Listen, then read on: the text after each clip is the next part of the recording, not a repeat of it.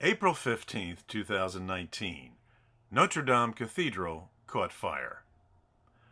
The fire burned for 15 hours, consumed much of the roof, and toppled its spire. Paris, and indeed the world, was aghast.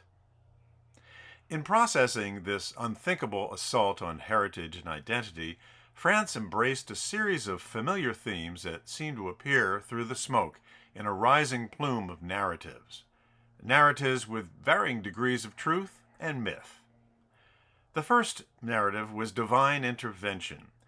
Catholic clerics declared it a miracle that the walls and bell towers stood and that treasured artifacts were spared from destruction. They also pointed to the statues of the 12 apostles and 4 evangelists that had been removed for refurbishing just 4 days before the fire.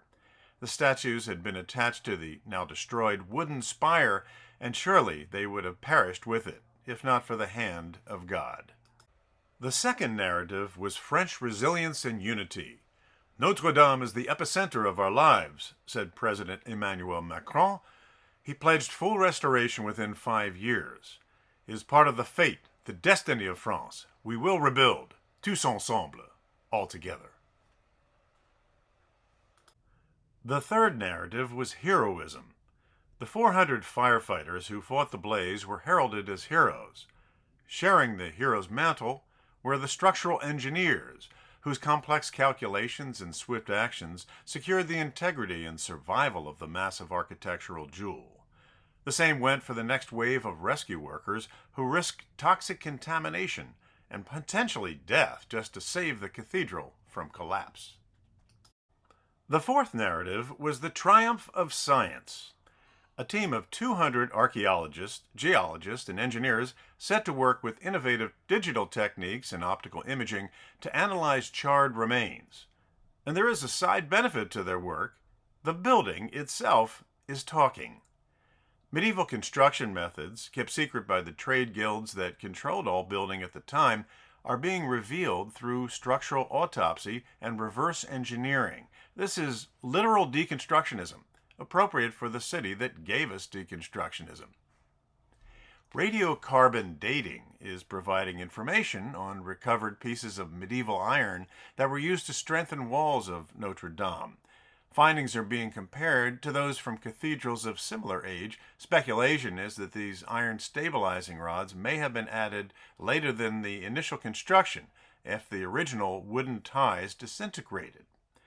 But clearly, the builders of Notre Dame knew 850 years ago that the enormous stone building would move over time, and they built in measures to accommodate that.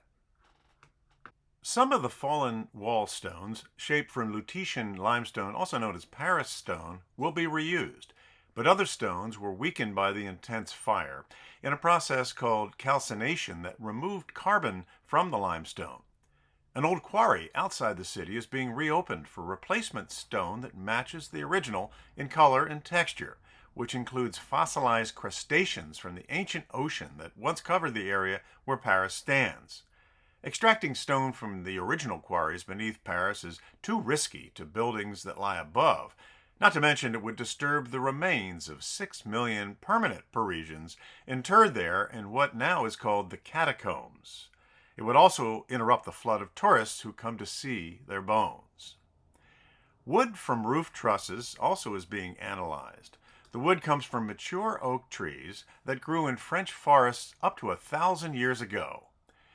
Examining crosscuts of oak beams provides clues to climate history, including the era known as the medieval warm period of the 11th to 14th century.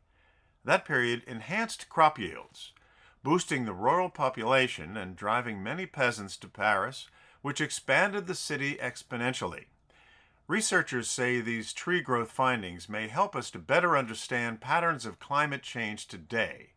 In other words, this talking building is providing new narratives rooted in antiquity.